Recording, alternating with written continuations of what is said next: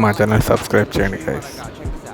కథా ఎన్టీఆర్ కథానాయకుడిగా ప్రశాంత్ నీల్ దర్శకత్వంలో సినిమా రూపొందుతున్న విషయం తెలిసిందే. పవర్ఫుల్ యాక్షన్ ఎంటర్టైనర్గా నిర్మిస్తున్న ఈ సినిమా చిత్రీకరణ ఇటీవల ప్రారంభమైంది. హైదరాబాద్లో పలు లొకేషన్లో ప్రశాంత్ నీల్ కీలక సన్నివేశాలు చిత్రీకరిస్తున్నారు. ఈ నేపథ్యంలో ఎన్టీఆర్ నీల్ నుంచి షూట్ కాస్త బ్రేక్ తీసుకున్నట్లు తెలుస్తుంది. శనివారం వీరిద్దరూ రిలాక్స్ అవుతూ కనిపించారు, సరదాగా మాట్లాడుకున్నారు. దీనికి సంబంధించిన ఫోటో ప్రశాంత్ నీల్ సతీమణి లిఖిత ఇన్స్టా వేదికగా షేర్ చేశారు. వీరిద్దరిని చూస్తుంటే కేవలం భయం అనే ఒకే మాట గుర్తుకు వస్తుందని అర్థం వచ్చేలా క్యాప్షన్ చేశారు. ప్రస్తుతం ఈ పోస్ట్ నెట్టింట వైరల్గా మారింది. దీనిపై ఎన్టీఆర్ అభిమానులు స్పందిస్తూ బ్లాక్ బస్టర్ పక్కా అని కామెంట్స్ పెడుతున్నారు. ఎన్టీఆర్ హీరోగా నటించిన దేవర ఇప్పుడు జపాన్లో రిలీజ్కి సిద్ధమైంది.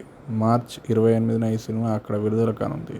దేవర ప్రమోషన్స్లో భాగంగా తారక్ తన కుటుంబ సభ్యులతో కలిసి జపాన్కి వెళ్లారు.